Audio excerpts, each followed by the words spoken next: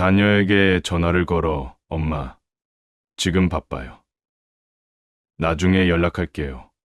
나는 대답만 듣고 전화를 끊었던 적이 있을 것이다.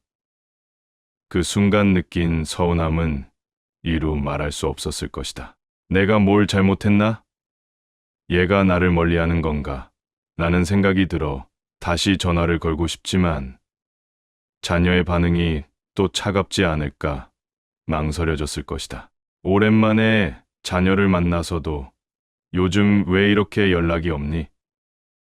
회사는 괜찮니? 라고 물었다가 엄마, 그런 말 들을 때마다 부담돼요. 라는 대답을 들었을 때의 서운함도 잊을 수 없을 것이다.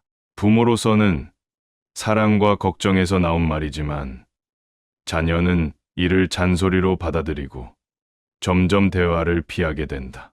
이러한 상황이 반복되면 부모는 자녀와의 관계에서 점점 외로움을 느끼고 자녀는 부모와의 대화를 부담스러워하며 멀어진다. 그러나 문제를 해결할 방법은 분명히 있다. 오늘은 부모와 자녀 간의 소통 문제를 해결하고 관계를 더 건강하게 만들 수 있는 4가지 방법에 대해 이야기하겠다. 첫째, 잔소리보다 믿음의 말을 하라. 서울에 사는 이영자 씨는 딸이 퇴근이 늦을 때마다 그렇게 늦게 다니면 몸 상한다. 이제 좀 쉬어야 하지 않겠니? 라는 말을 반복했다. 처음에는 딸도 알겠어요. 엄마라고 대답했지만 시간이 지날수록 대화는 짧아졌고 결국 딸은 전화를 피하기 시작했다. 영자 씨는 딸이 왜 이렇게 변했는지 고민했지만 자신이 했던 말을 돌아볼 생각은 하지 않았다. 이렇게 잔소리는 자녀를 방어적으로 만들며 부모와의 대화를 부담으로 느끼게 만든다. 걱정이 아닌 신뢰와 응원을 담아 말하는 법을 배우는 것이 중요하다. 그렇다면 어떻게 믿음의 말을 전할 수 있을까? 먼저, 걱정을 신뢰로 바꾸어 말하라. 자녀가 늦게까지 일하거나 새로운 도전을 하고 있을 때 걱정부터 앞세우지 말라. 그렇게 무리하면 안 된다라는 말 대신 내가 지금도 최선을 다하고 있다는 걸 엄마는 믿는다라고 말하라. 부모의 믿음은 자녀에게 안도감을 주고 자신감을 심어준다. 또 작은 성취도 인정하고 칭찬하라. 자녀가 이룬 작은 성취에도 칭찬과 격려를 아끼지 말라. 이번 프로젝트를 잘 마쳤다고 들었다. 정말 대단하다. 내가 얼마나 열심히 했는지 알겠구나 라는 말은 자녀에게 부모의 지지를 느끼게 한다.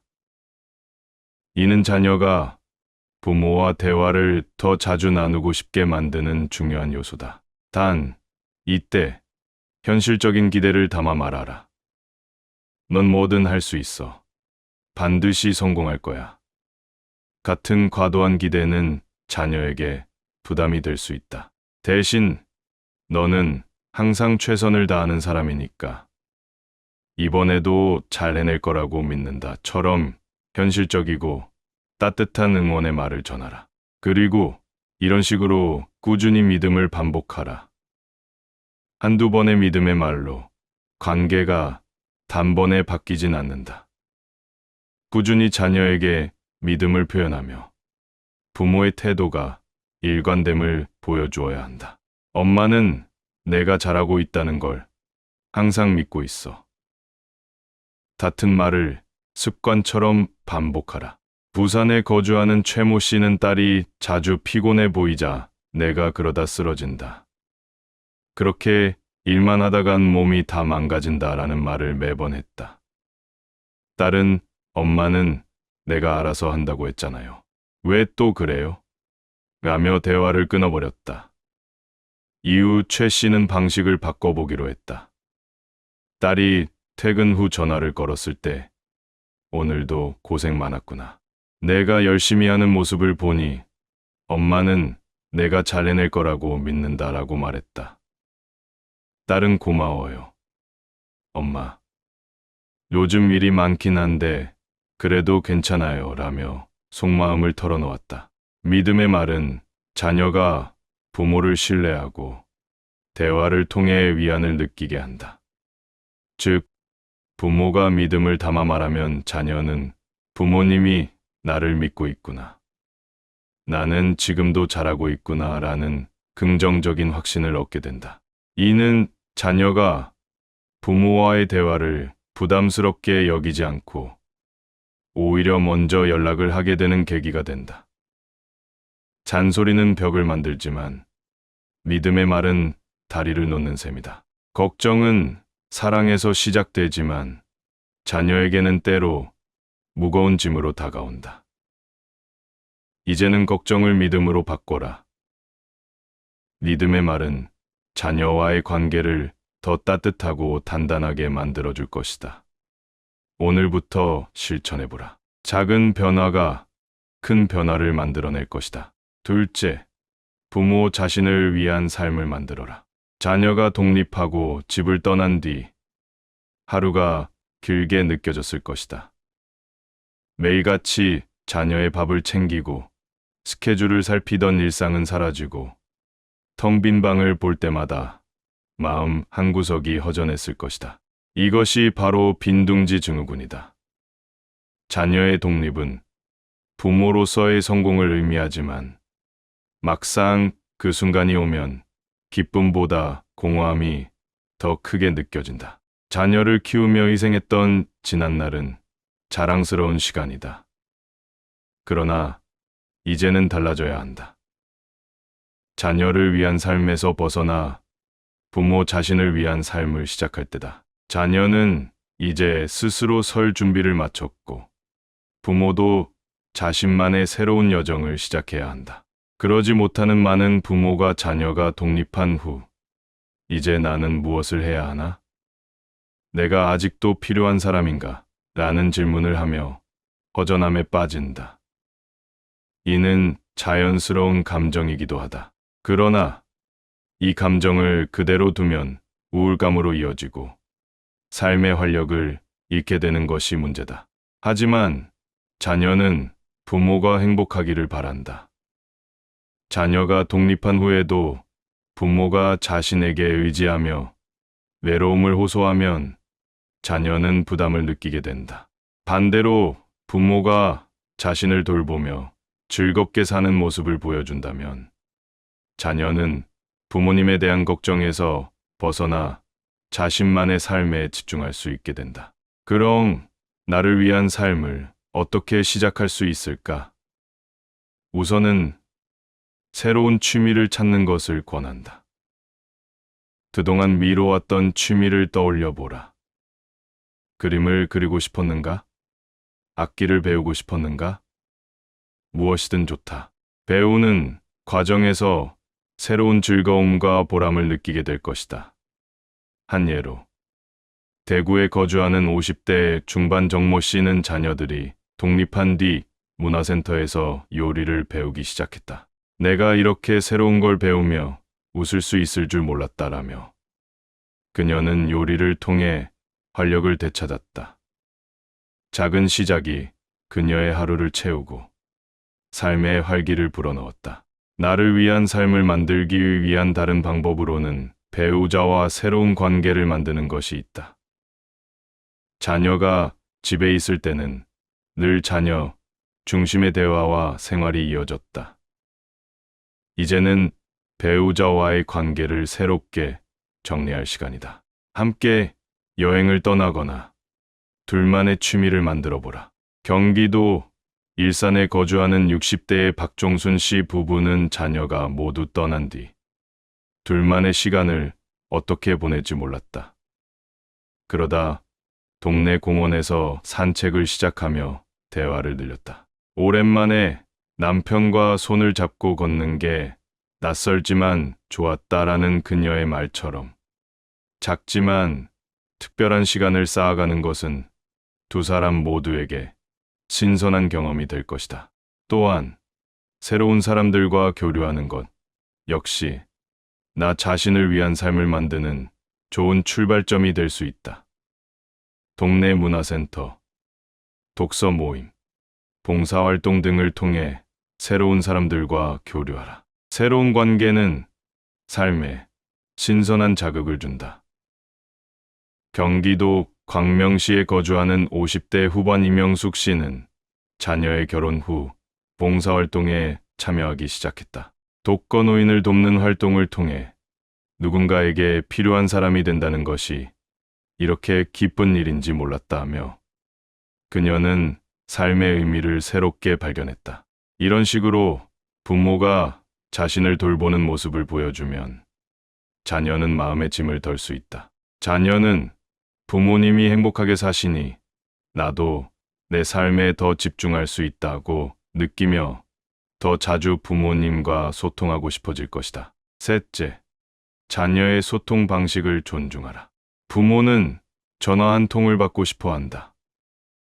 한 번이라도 내 목소리를 듣고 싶다는 것이 부모의 마음이다. 그러나 자녀는 하루 종일 회사에서 스트레스에 시달리며 전화할 에너지를 잃고 카톡 한 줄로 마음을 표현하는 데 익숙하다. 예를 들어 서울에 사는 박 씨는 자녀와 연락이 잘 되지 않아 답답했다. 아들은 한 달에 한두 번 전화하거나 카톡으로 잘 지내요. 라는 짧은 메시지를 보내었다. 박 씨는 글자로만 얘기하면 무슨 정이 오가겠냐? 전화 한 통 못하냐? 라며 아들을 나무랐다. 그러나 아들은 점점 더 연락을 피했고 부모와의 관계는 점점 멀어졌다. 부모가 자녀의 방식을 인정하지 못하면 자녀는 더 멀어진다. 자녀가 바쁜 일상 속에서도 부모와 소통하려는 작은 노력을 부담스러워하며 피하게 되는 것이다. 하지만 다음 방식을 따르면 자녀가 당신의 연락을 더욱 반길 것이다. 먼저 자녀의 선호를 인정하라. 자녀는 효율적이고 부담 없는 방식으로 소통하려 한다. 전화 대신 카톡이나 문자가 익숙하다면 부모도 그 방식을 따라가라. 엄마가 내 생각이 나서 사진 한 장 보낸다. 잘 지내고 있지? 같은 메시지는 자녀에게 부담을 주지 않으면서도 부모의 관심과 사랑을 전달할 수 있다. 그리고 전화를 요청할 때도 여유를 주라. 바쁜 자녀에게 즉각적인 전화를 요구하지 말라. 대신 시간 괜찮을 때 전화 한번 해줄래? 라고 말하라. 이렇게 하면 자녀는 부담 없이 시간을 조율하여 전화를 걸게 된다. 실제로 전라도 광주에 거주하는 60대 중반의 최자영 씨는 두 아들과 소통 문제로 늘 고민했다. 첫째 아들은 자주 전화하고 부모님의 안부를 묻는데 익숙했다. 반면 둘째 아들은 한 달에 한두 번 연락할까 말까 했다. 자영 씨는 둘째 아들에게 서운함을 느꼈다. 그러나 둘째 아들은 카톡에는 빠르게 답장을 보낸다는 점을 발견했다. 최 씨는 자녀의 방식을 존중하기로 결심했다.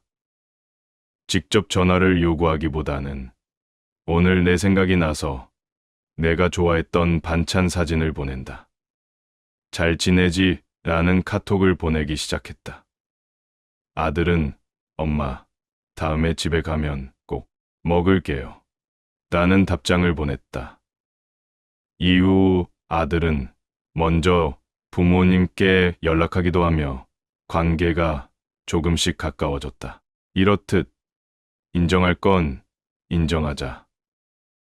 부모와 자녀 간의 소통 방식은 다르다. 그러나 그 차이를 받아들이지 않고 왜 너는 전화 한 통 안 하니? 무슨 정이 그렇게 없냐? 라며 비난하면 자녀는 부모의 관심을 잔소리로 받아들인다. 반대로 부모가 자녀의 방식을 이해하고 따라가면 자녀는 부모와의 소통을 부담이 아닌 즐거움으로 느낀다. 부모와 자녀 간의 관계는 상대를 얼마나 존중하느냐에 따라 얼마든지 달라질 수 있다. 자녀의 소통 방식을 존중하고 그 방식을 따르려는 작은 노력만으로도 관계는 더 가까워질 수 있다. 오늘부터 시도해보라. 자녀가 선호하는 방식으로 다가갈 때 자녀는 부모의 진심을 느끼고 더 자주, 더 따뜻하게 연락할 것이다. 넷째, 긍정적인 말로 대화를 시작하라. 많은 부모가 대화를 시작할 때 무의식적으로 부정적인 말부터 꺼낸다. 왜 연락이 없니? 뭐가 그렇게 바쁘니? 같은 말이다. 부모 입장에서는 사랑과 관심을 표현한 것이지만 자녀는 이를 책망으로 받아들인다. 왜일까? 자녀는 이 말을 들을 때 죄책감이나 부담을 느끼기 때문이다. 자녀의 입장에서는 내가 부모님께 충분히 잘하지 못하고 있구나라는 생각을 하게 된다. 이런 대화는 자녀를 더욱 방어적으로 만들며 대화를 부담으로 느끼게 한다. 그 결과 부모와의 대화를 피하게 된다. 반대로 긍정적인 말은 자녀에게 내가 부모님에게 중요한 사람이라는 걸 느낀다는 메시지를 전달한다. 이는 자녀가 부모와 더 편안하게 대화하게 만든다. 긍정적인 말은 부모와 자녀 관계의 기초를 새롭게 만든다. 자녀는 부모와의 대화를 통해 위로와 지지를 느끼고 부모는 자녀가 자신과 소통하고 싶어 한다는 것을 깨닫게 된다. 작은 말 한마디의 변화가 관계를 바꾸는 큰 힘이 된다. 자녀와의 대화를 할 때 항상 첫 마디를 떠올려 보라. 이 말이 자녀에게 부담이 될까? 이 말이 자녀를 안심시키고 편안하게 할까를 생각하며 시작하라. 이는 부모와 자녀 간의 관계를 근본적으로 바꿀 수 있는 첫걸음이다. 특히 긍정적인 말로 시작하라. 내 목소리를 들으니 너무 좋다. 바쁜 와중에도 이렇게 전화해줘서 고맙다. 같은 말은 자녀의 마음을 편안하게 하고 대화의 문을 열어준다. 경기도 양평에 사는 김 씨 부부의 사례를 보라. 김 씨는 딸과의 통화에서 늘 왜 이렇게 연락이 없냐? 뭐가 그렇게 바쁘니? 라는 질문으로 대화를 시작했다. 딸은 항상 바빠요 라며 짧게 대답하고 대화를 끝내려 했다. 김 씨는 속상했지만 대화 방식을 바꾸지 못했다. 그러다 지인의 조언으로 대화의 시작을 바꿨다. 다음 통화에서 김 씨는 이렇게 말했다. 딸아, 내 목소리를 들으니 엄마가 정말 기분이 좋다.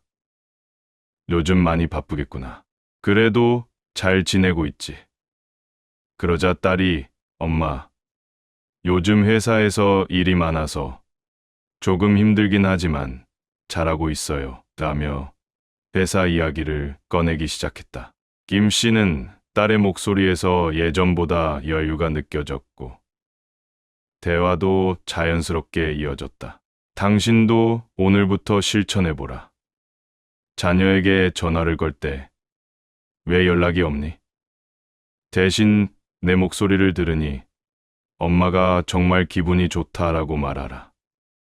작은 변화가 자녀와의 관계를 더 따뜻하고 단단하게 만들어줄 것이다. 자녀를 키우며 헌신했던 시간은 자랑스러운 과거로 남겨두어라. 이제는 스스로를 위해 살아가야 한다. 부모가 행복하면 자녀와의 관계도 더 긍정적으로 바뀔 것이다. 오늘부터 자신을 위한 삶을 시작하라. 새로운 목표를 세우고 하고 싶은 일에 도전하라. 자녀는 독립했고 부모도 새로운 인생을 시작할 준비가 되어 있다. 삶의 주인공이 되어 살아가라. 그 길 끝에는 더 큰 행복이 기다리고 있을 것이다. 부모와 자녀 간의 소통은 횟수가 아니라 질이 중요하다. 긍정적인 말로 대화를 시작하고 자녀의 소통 방식을 존중하며 잔소리 대신 믿음을 전하라. 동시에 자신을 위한 삶을 만들어라. 이러한 방법을 실천한다면 부모와 자녀의 관계는 분명히 더 깊고 따뜻해질 것이다.